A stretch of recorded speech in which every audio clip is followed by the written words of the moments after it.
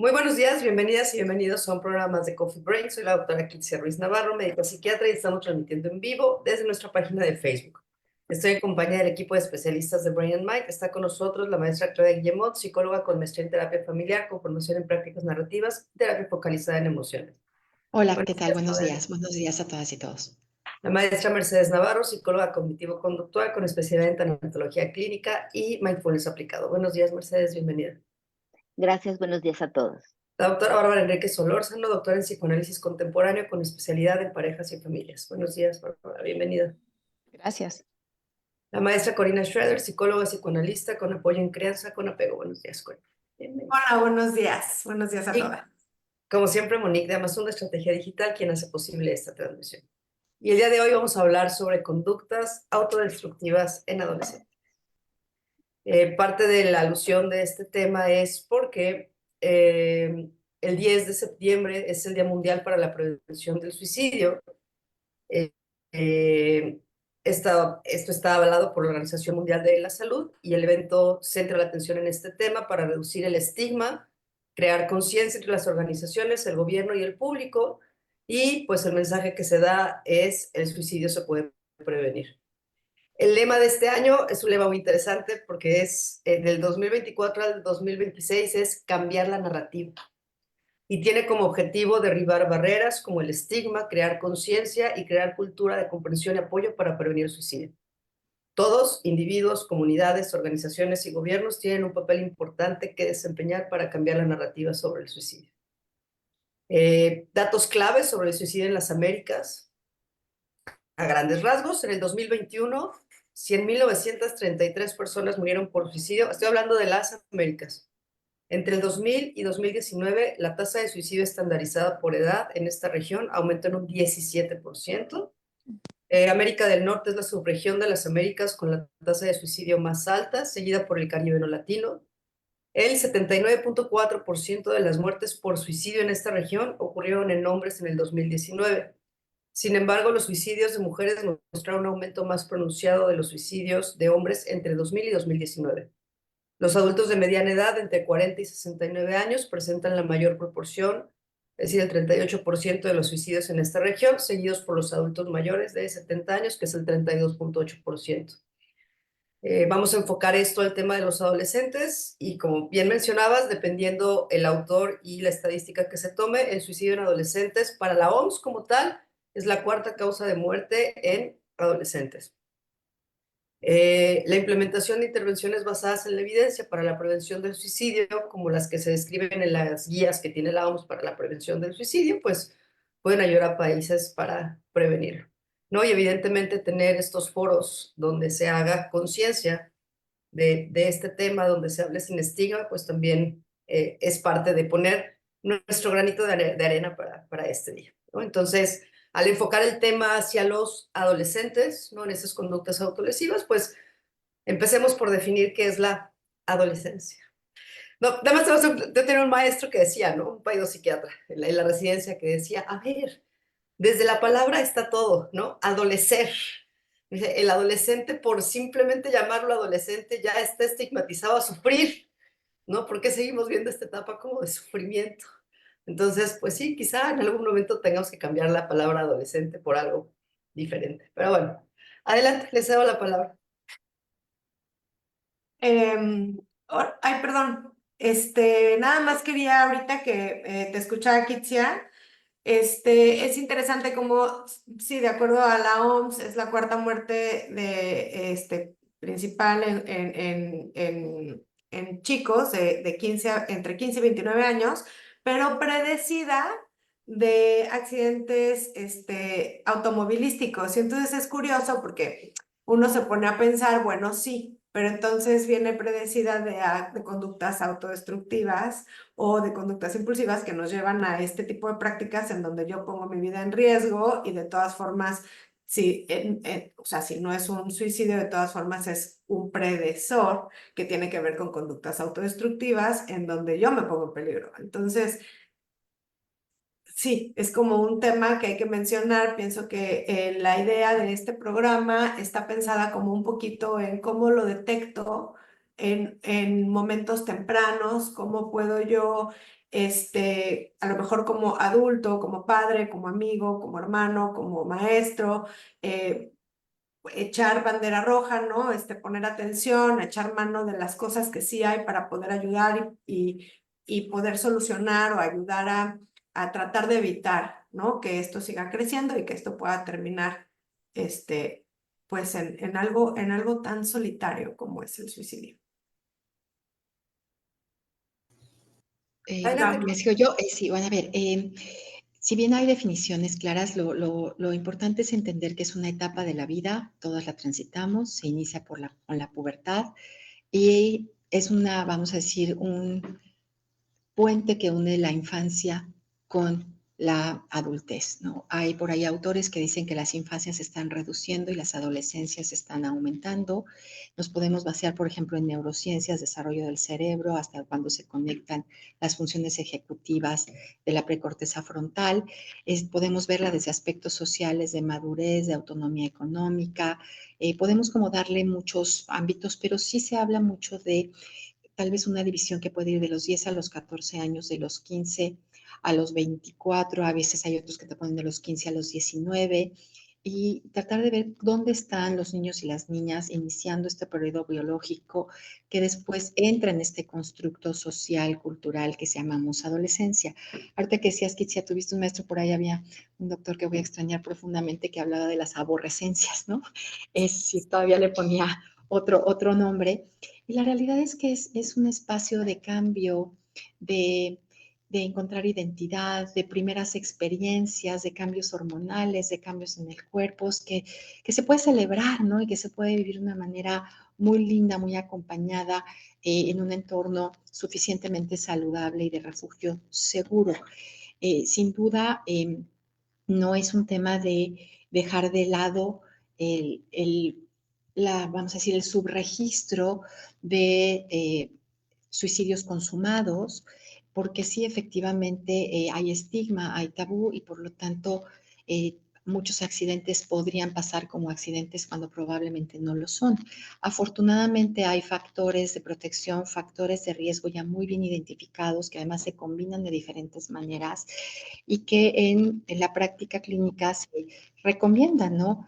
Nombrar las cosas por su nombre y en los espacios de prevención y de protección hablar de esto, ¿no? De factores que promueven, ayudan, fortalecen, ¿no? Sentidos de identidad. Al adolescente en particular, las y los adolescentes, hay temas muy específicos, ¿no? De identidad, de orientación sexual, de fracaso escolar, de vivir en entornos violentos, de ser migrantes, de pobreza, si estos factores sociales que podrían combinarse de cierta manera en este periodo mucho más dependiente de la vida, porque la mayoría depende todavía de adultos que velan por su bienestar o que tendrían que hacerlo, y que además no tienen el freno, vamos a decir, de mano, digamos que es un freno de bocho con carrocería de tráiler, y no tienen el freno en el impulso para medir consecuencias, para valorar alternativas. Eh, no quiere decir que no haya planeación, ahí por ahí pueden revisar la literatura y hay maneras de evaluar el riesgo que puede conllevar a una persona desde la ideación, que probablemente todos hayamos compartido en alguna vez una idea de autolesionarnos, hasta llevarlo a un plan estructurado y a una tentativa. Y también sabemos que esa tentativa es el mayor predictor. Entonces, afortunadamente también hay libros, por ahí Jessica Wolf es una autora mexicana, tiene un libro dirigido a padres y maestros, que te dicen, aquí hay señales, ¿no? Que a veces no vemos, pero que ahí están. Adelante, Bárbara. Gracias. Buenos días a todas. Hablando del cambio de narrativa, pensaba qué importante, a lo mejor sí conservar la adolescencia como un periodo en el que se adolece, pero cambiar el enfoque, hablando de la narrativa y pensar que adolecer, pues sí, porque están en esta etapa de transición entre ser niños y todavía no ser adultos. Entonces, adolecen la adultez, adolecen el criterio, adolecen el sentido común, adolecen pues la experiencia per se de vida, como para que en esta transición, en donde efectivamente los padres los viven como muy rebeldes, como muy retadores, como inestables, ellos puedan irlo acompañando, pero no como algo que les amenace, no como algo que les rete, no como algo que sea personal y que sea dirigido a ellos, sino como que ellos están en proceso en, de reconocimiento en la construcción y después consolidación de su propia identidad. Entonces, papás y mamás que nos escuchan, no es nada personal. Ellos mismos adolecen de la capacidad de cuidar a veces sus reacciones.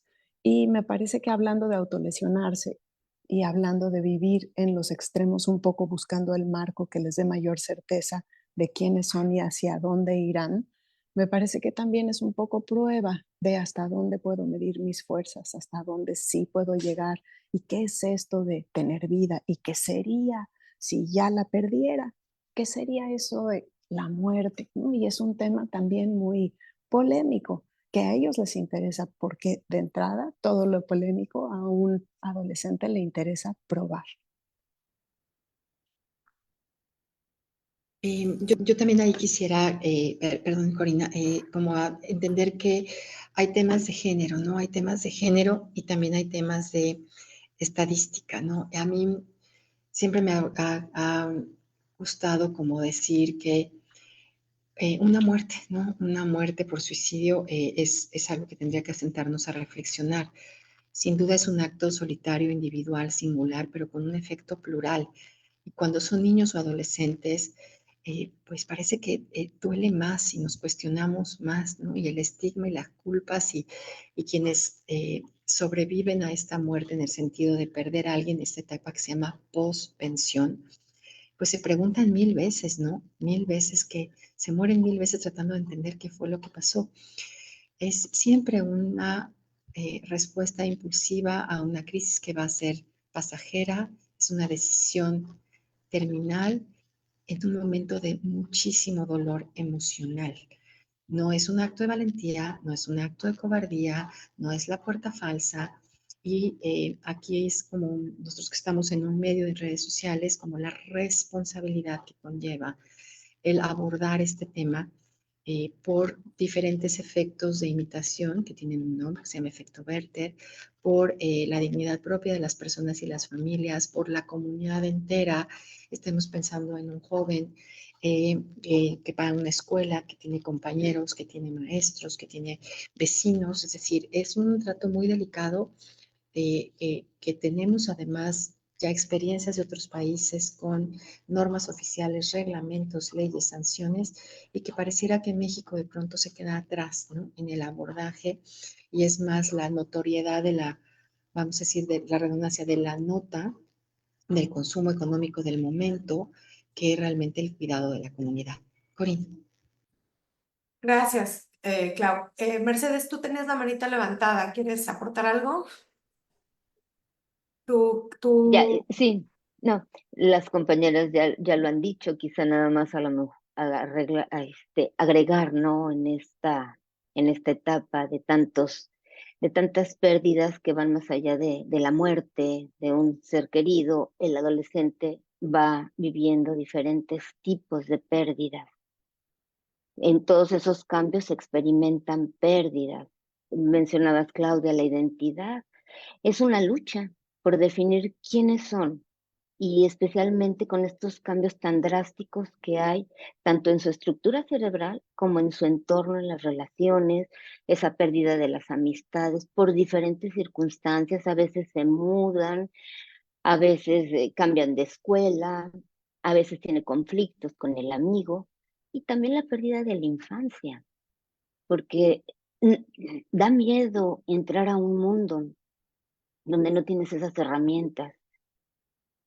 Yo les digo a los papás cuando el hijo adolescente dice te odio, por dentro te está diciendo por favor agárrame y dime por dónde, porque no sé por dónde ir. A veces también en esa etapa hay el divorcio, se junta con el divorcio de los papás o hay cambios en las dinámicas familiares que les genera un sentimiento de inseguridad, de pérdida y bueno, son todo esto que van ustedes mencionando, y precisamente aquí, ¿no? Es para hablar de todas estas factores de riesgo para poder prevenir, para poder darle voz, para poder estar más pendientes, porque los adolescentes muestran una gama muy amplia de reacciones ante las pérdidas, ¿no? Y cuando es en el extremo es cuando pueden llegar a esta parte que mencionamos como suicidio. Gracias, Mercedes. Bueno, a mí me gustaría como un poquito acotar, porque estamos poniendo como muchos términos, o sea, términos y temas como un poco sueltos como en el centro de la mesa. Y hay cosas que van diciendo que a mí me gustaría como acentuar un poquito, como para irle dando un poquito de estructura a este tema tan amplio y vasto que probablemente nos dará tela de dónde cortar en un futuro, ¿no? Y una de las cosas es lo que acaba de mencionar Bárbara, en donde dice, papás no es personal, ¿no? Y entonces justo hablaba hace un momento con Monique de cómo esto sí sucede, ¿no? Porque uno tiene que enfrentar como padre las propias cosas que nos mueven, esas personitas que ya no son nuestros hijos chiquitos, que ya no son obedientes, que ya huelen diferente, que ya contestan diferente, que ya piensan diferente. Y yo, a mí, haciendo alusión también a lo que dice Claudia, ¿no? Algo que yo repito constantemente a estos padres es que parte de lo que tenemos que entender como adultos es que ahora tenemos enfrente a una persona en construcción propia. O sea, si bien tú vas construyendo y lo ayudas a construirse desde chiquito y vas como moldeando un poquito, de repente el adolescente dice, bueno, ya gracias, ahora quiero seguir yo con mi castillito. Y entonces, pues uno tiene que aceptar eso, ¿no? Que a lo mejor ahora va chuequito y a lo mejor ahora cambia de color y a lo mejor ahora no es como yo digo, pero no por eso está mal, no por eso está equivocado, no por eso no es precioso, no es por eso algo que yo no pueda aceptar o respetar. Y desde ahí me parece que pues por eso los papás se lo toman como un poco personal, ¿no? Cuando empiezan a ver estas diferencias de una persona que no soy yo y que no piensa como yo y que no necesariamente actúa como yo y que de repente ya no se parece tanto a mí y a mis valores. Y entonces, con respecto a lo que acaba de decir Mercedes, ¿no? Son estas señales de una personalidad en construcción, que es hermoso observar, si lo podemos observar desde el respeto, pero también, y perdón, pero con lo que conlleva, ¿no? Que es permitir también los errores y permitir el margen de no perfección y sobre todo de ser diferente a mí.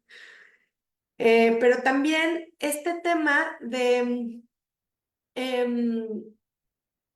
cómo yo me construyo a través del reflejo que el otro me da. Y no solamente los padres, ¿no? Sino la sociedad, mi entorno, mi sociedad cercana y mi sociedad lejana también. O sea, mis amigos, mi salón de clases, mi familia, cómo me ven, cómo me perciben y cómo yo empiezo a poner mucho más atención a mi reflejo que a mi esencia. Entonces, yo creo que esa es una parte estructural en donde como adulto, hay que poner atención, volviendo a lo que decía un poco Mercedes, hay una frase que a mí me gusta y que la he dicho en este programa antes, los adolescentes gritan, ¿no? Es como, ámame cuando menos lo merezco porque es cuando más lo necesito. Y entonces es ahí cuando me duele a mí y me lo estoy tomando personal, cuando tengo que hacer un alto y pensar, ¿qué de esto es un anuncio? ¿Qué de esto es un grito de ayuda? ¿Qué de esto es algo que yo tengo que no tomarme personal y sí atender porque es importante?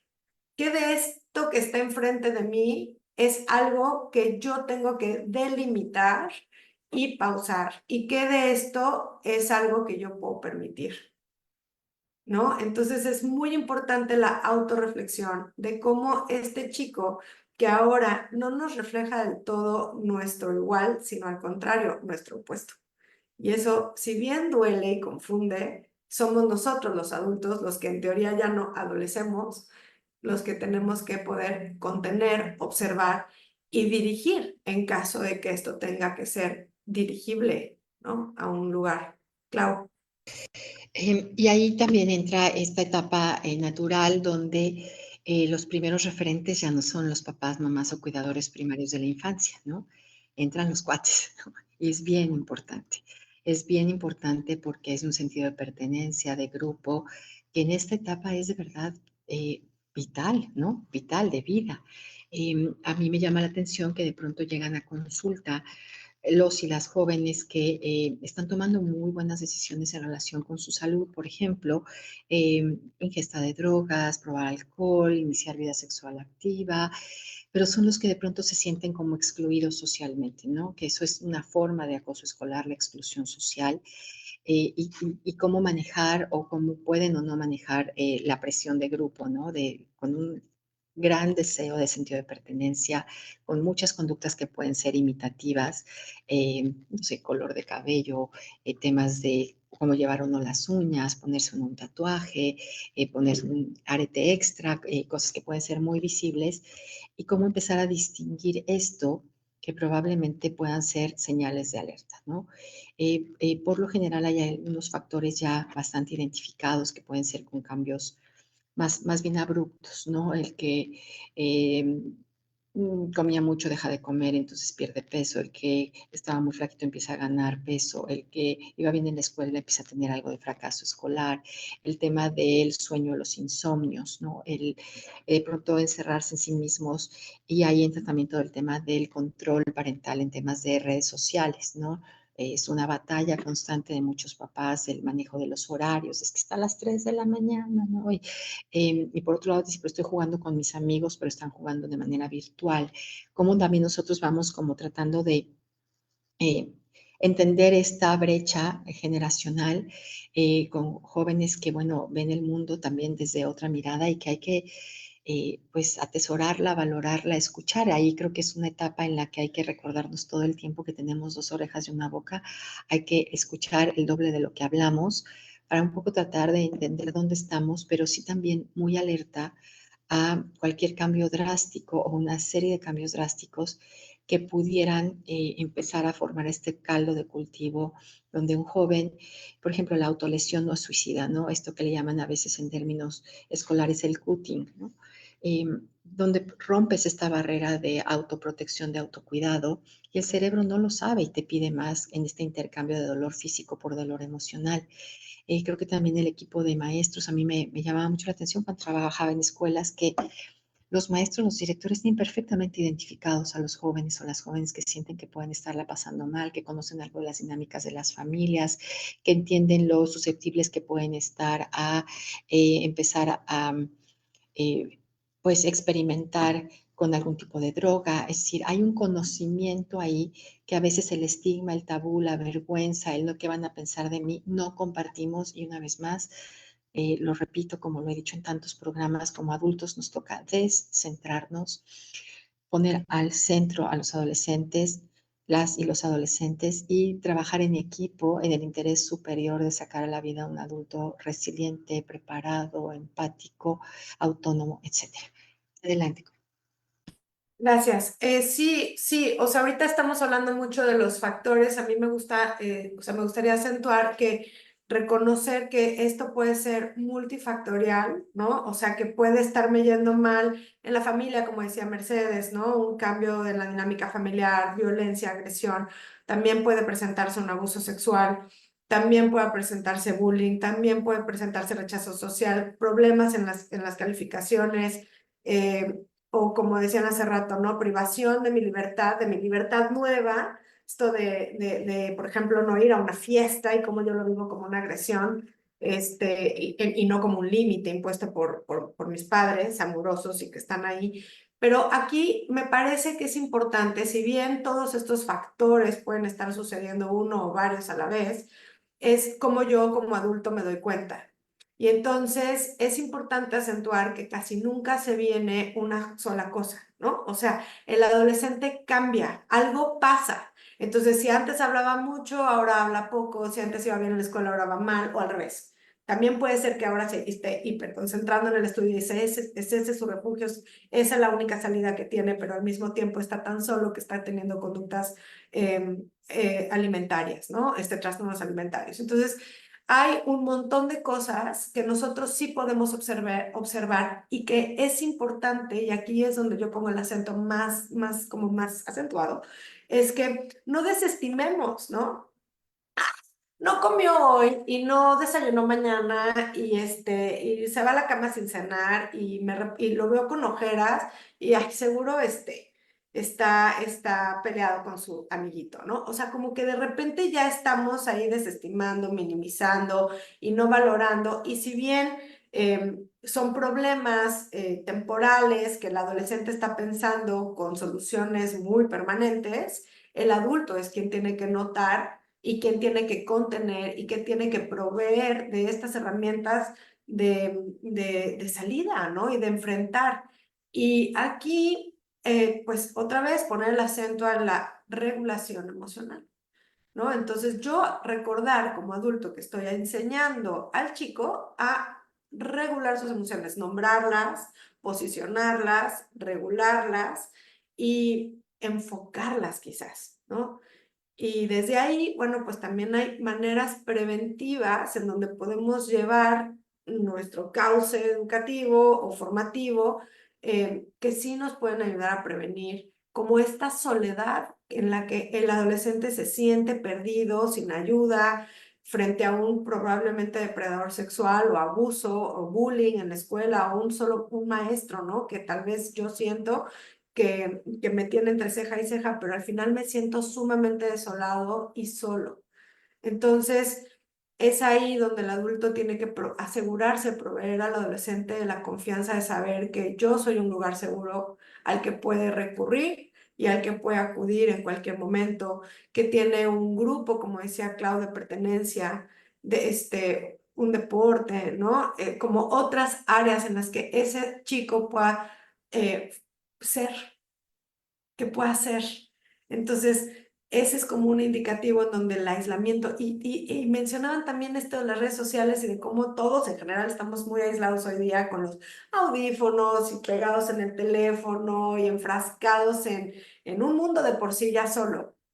Y si a eso le sumo problemas que me hacen sentir solo, sí se vuelve un panorama muy desolador, claro.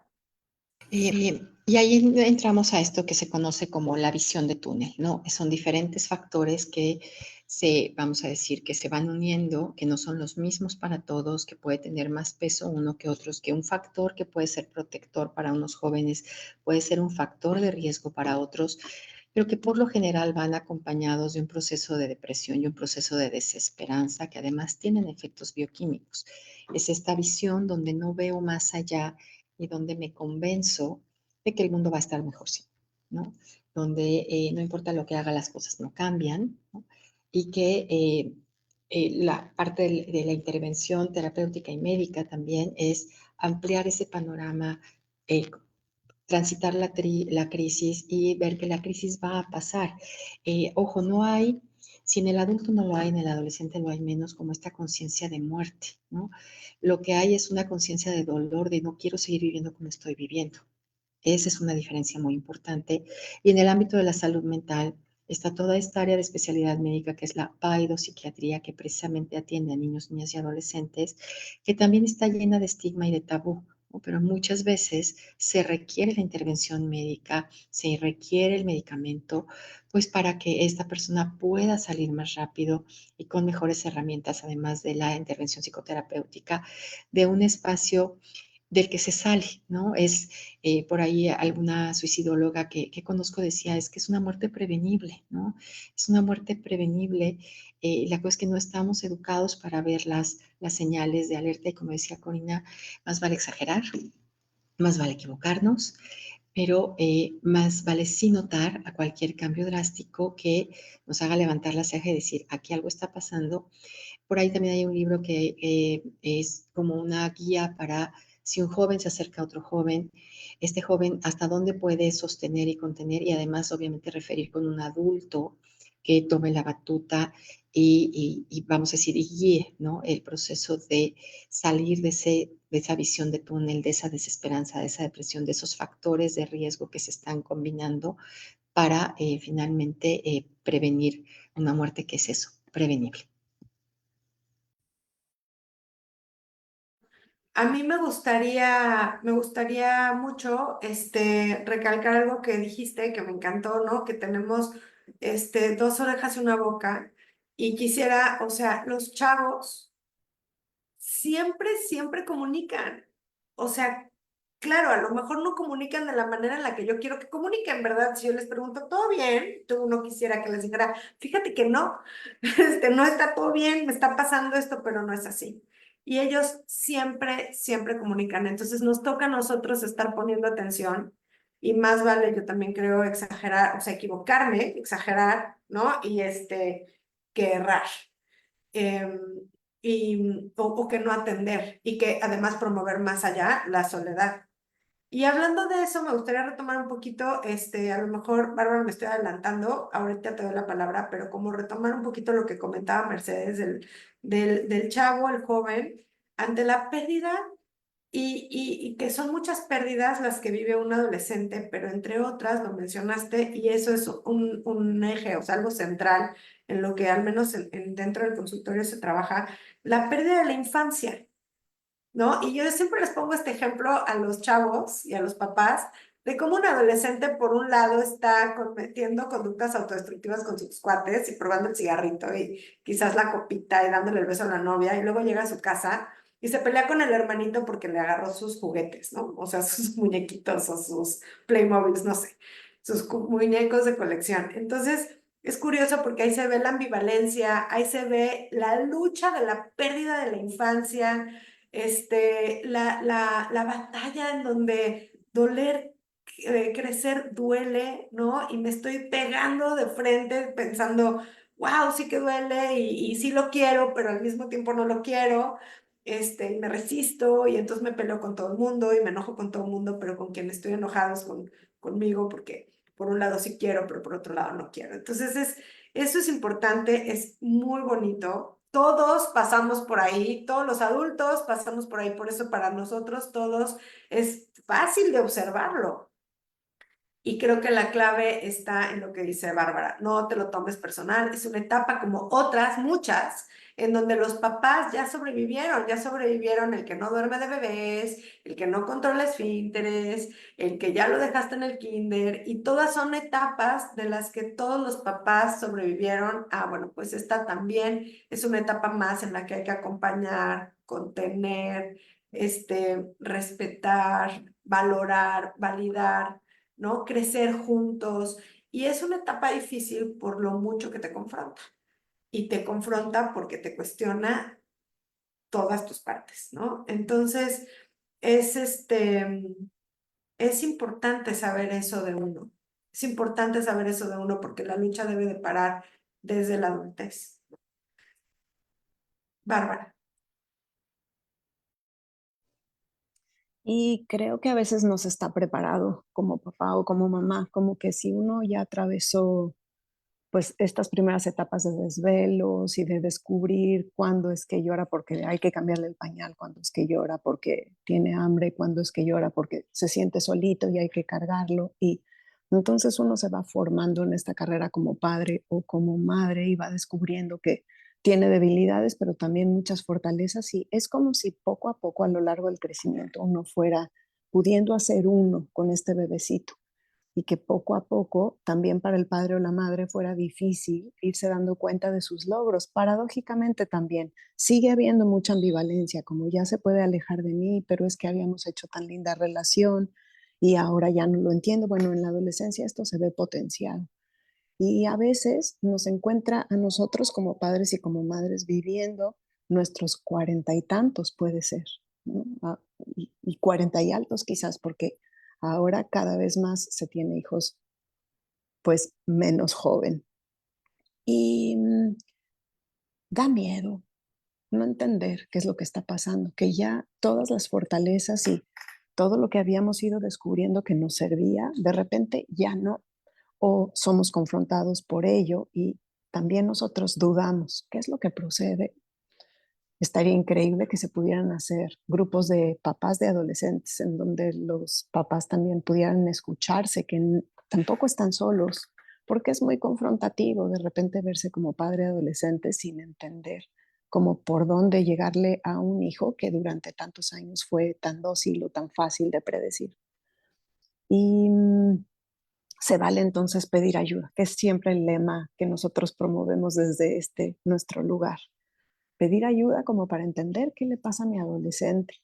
Hay muchísima literatura que habla sobre la adolescencia, pero ojo, no es entender qué es lo que le pasa a mi adolescente para exigirlo, para predecir que eso es justo lo que va a pasar, sino un poco como para tener más idea y romper el estigma o romper el prejuicio de yo lo tengo que saber todo. Y desde podernos acercar y preguntar, sobre todo preguntar. Si yo antes entendía que mi hijo después de una rabieta necesitaba estar solo en su cuarto y lo dejaba pasar muy bien, y ahora es adolescente y a lo mejor hace lo mismo, pero tarda más en salir, aunque ya lo solía hacer, a lo mejor yo sí puedo acercarme y puedo preguntar, oye, ¿puedo entrar? Oye, ya pasaste mucho tiempo dentro, me gustaría hablar contigo y seguir como estando al pendiente, porque aunque ellos nos hagan saber que quizás no nos necesitan y que quizás sobramos, tenía una maestra que decía, si ustedes se perciben como muebles ahora dentro de casa, eh, asuman sus características de mueble, que los muebles están ahí, que no se mueven, que están muy pesados, que representan una decoración en casa que tiene un lugar especial, pero que también puede ese mueble ser de utilidad, que también puede ser un sillón quizás, a donde el adolescente o la adolescente se puede refugiar, se puede acomodar, puede recibir cierta calidez y encontrar un lugarcito también de apapacho, aunque no se tenga que decir. Me robo la palabra 2 segundos, ahorita se las doy a ustedes, nada más con algo que dijo Bárbara, que bueno, me parece como, ¿no? Oro molido dijo, no siempre se está listo como padre, ¿no? O como tutor. Bueno, a ver, no, nunca estamos listos para lo que viene, yo diría, no hay libros que nos digan, ni testimonios suficientes que nos digan en qué se va a convertir, pues, nuestra persona única que tenemos aquí, ¿no? Lo que yo le digo a los padres es, pero esto, que tú no estés listo no quiere decir que te vamos a esperar a que estés listo. Entonces, el adolescente no va a dejar de crecer, no va a dejar de cuestionar, no va a dejar de actuar, no va a dejar de vivir solo porque tú no estás listo. Entonces, lo mejor que puedes hacer es reconocer tu vulnerabilidad, ¿no? Como decía ahora, pedir ayuda si es que lo necesitas, acercarte. Y por eso hablábamos de poner atención, ¿no? También algo que dijiste, Clau, me parece como súper importante recordar que el adolescente, o bueno, yo pienso el suicida en general, no quiere morir, lo que quiere es dejar de sufrir. Y ahí hablaba Kitsi al principio del programa, en donde el estigma de utilizar las palabras como son. No hay nada mejor, no hay nada mejor que quitarle el peso a una emoción, nombrándola. Es lo que hacemos nosotros, ¿cierto? Entonces, de plano preguntar, oye, ¿cómo te sientes en cuanto a tu, o sea, tus ganas de vivir, ¿no? Estás teniendo tanta soledad por dentro que tú no quieres seguir sufriendo. ¿Y dónde está el sufrimiento? Y desde ahí hay algo que yo les digo siempre a los chavos, les digo, la única manera en la que yo te puedo ayudar es si tú me dices dónde está el dolor. Si no, yo no sé, soy ajena a lo que tú sientes. Creo que Mercedes estaba primero, ¿no? Gracias, Corina. Aquí como también como recordar, por ahí hablaban de los, que Claudia, tú decías, ¿no? Ya lo más importante para el adolescente ya no es su familia, ya no es la mamá y el papá, son los amigos. Y es importante también voltear hacia allá, porque en este cuidado extremo a veces les impiden relacionarse. Y un adolescente requiere la amistad, requiere a su igual, requiere desarrollarse también en ese entorno para precisamente aprender a lidiar, aprender a insertarse en la sociedad. Y en este caminito, pues todos los que somos papás vamos creciendo junto con los hijos en sus diferentes etapas. Es un aprendizaje mutuo.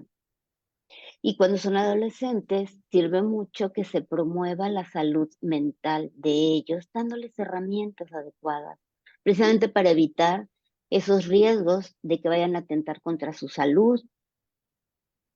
Por ejemplo, hay que hablar y educar a los hijos sobre el consumo de sustancias adictivas, también sobre lo que son las relaciones sexuales y también otros temas. Ir quitando precisamente todos estos estigmas que les van a dar una protección a los padres a los hijos para irlos fortaleciendo desde su parte psicológica.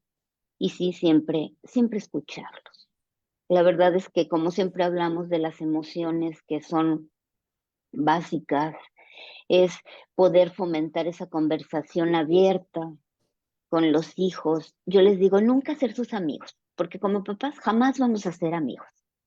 Somos los papás, pero somos esos papás que tienen una comunicación íntima, una comunicación abierta, en donde podamos ayudarles, normalizar sobre todo esta etapa, porque es una etapa de confusión. Efectivamente no los cambian, porque su cerebro se cambia. Entonces ese niño bien portado dice, ¿pero qué le pasó?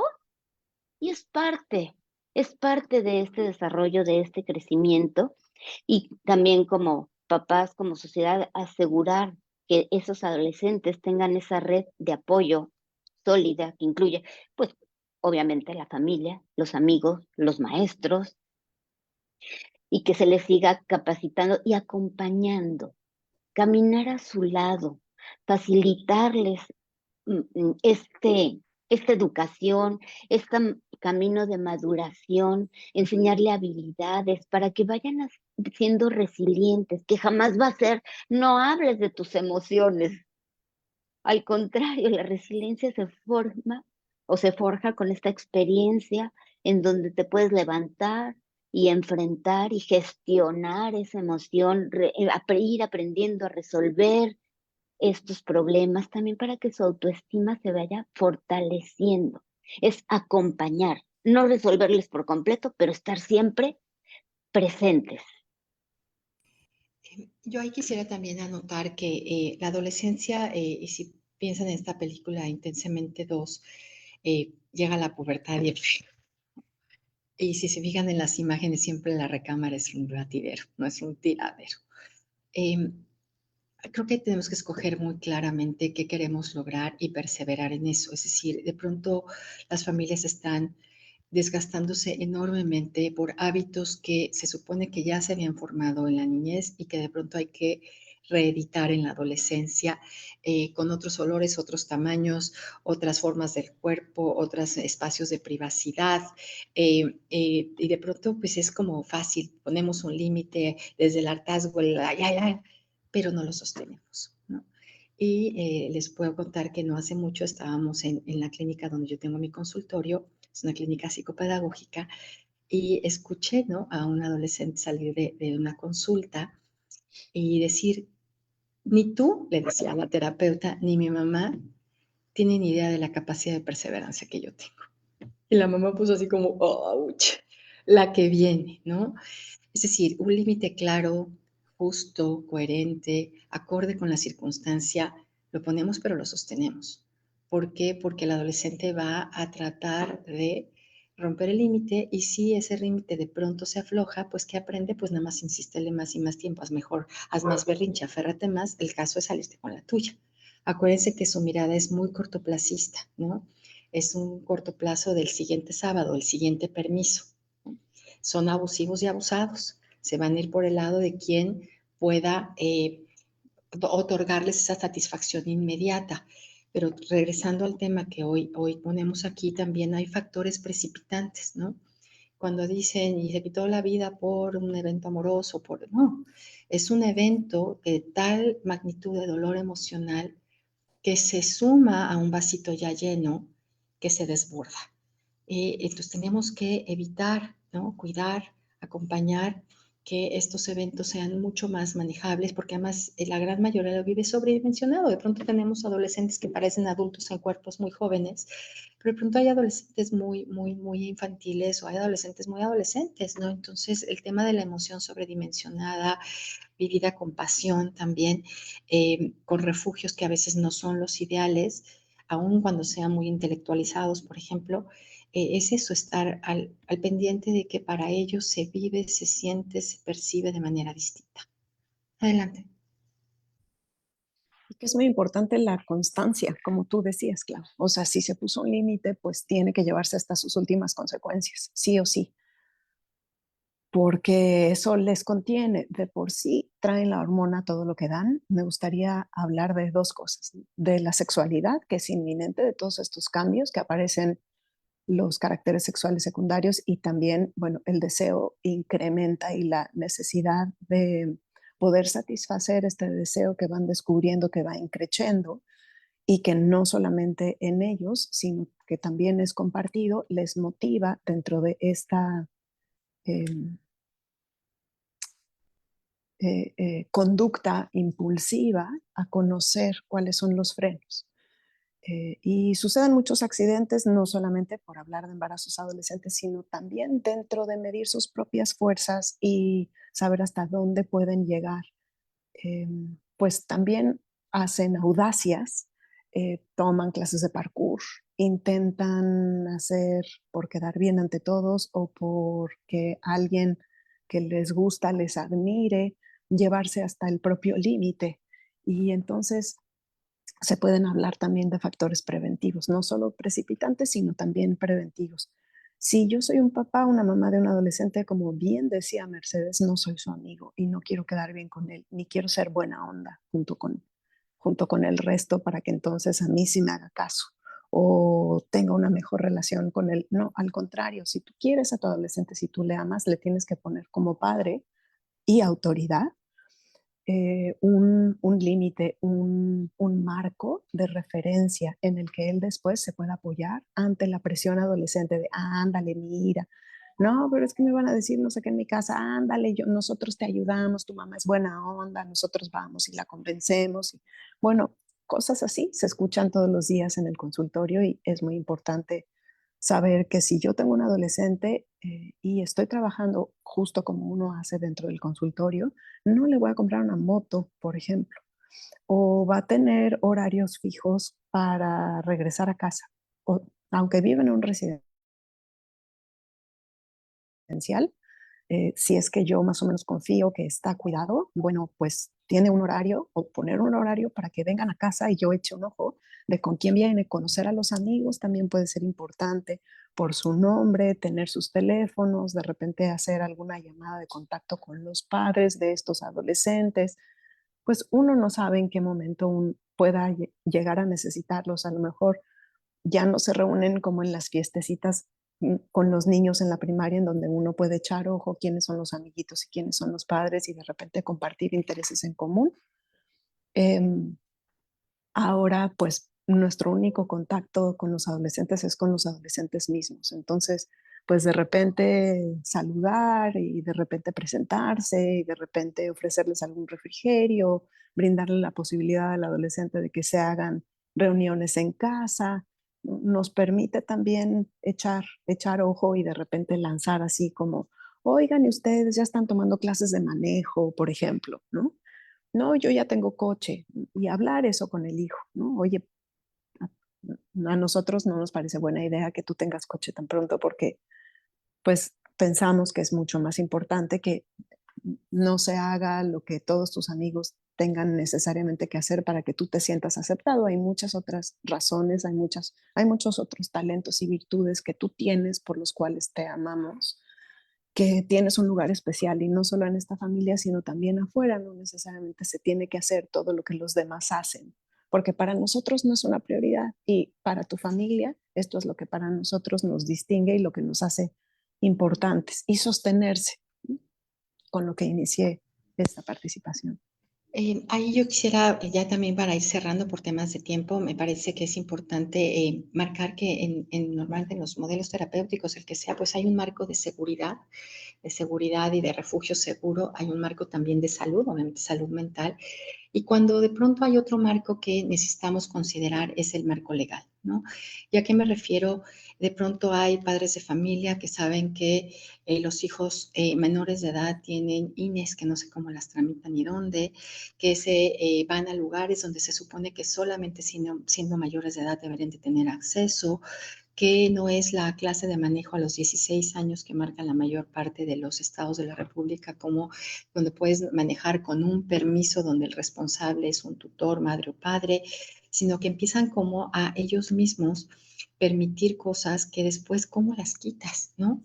Y si además la presión social y te dicen es que yo soy el único, la única extraterrestre porque soy la única que tiene esta mamá que hace es cumplir las reglas porque todos los demás no, la realidad es que sí está sucediendo. Por eso es importante lo que dices, Bárbara. Los adultos tendríamos que cantar la misma canción y más o menos en el mismo tono para protegerlos, ¿no?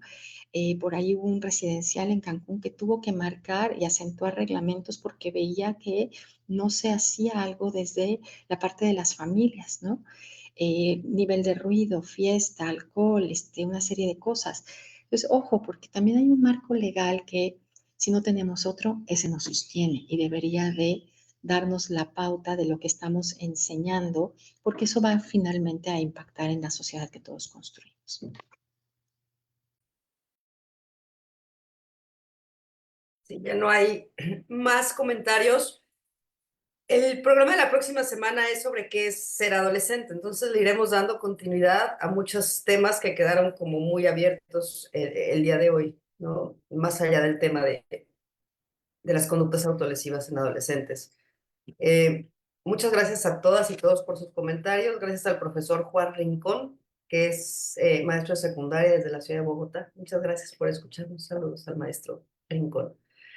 Eh, Gracias a todos los que nos acompañaron. Gracias, Claudia, Bárbara, Mercedes, Corina, Monique. Damos una estrategia digital quien hizo posible la transmisión. Les recuerdo que el programa queda grabado en redes sociales, Facebook, Instagram, YouTube, donde les invitamos que le den clic a la campanita para que estén recibiendo todos los nuevos programas y los puedan compartir y a través de este medio seguir haciendo difusión sobre la importancia de la salud mental. Si desean contactar con alguien de Brain and Mind, encuentran toda su información en brainandmind.mx. Y como ya les adelanté, nos vemos la próxima semana con el tema ¿qué es ser adolescente? Muchas gracias y hasta la próxima.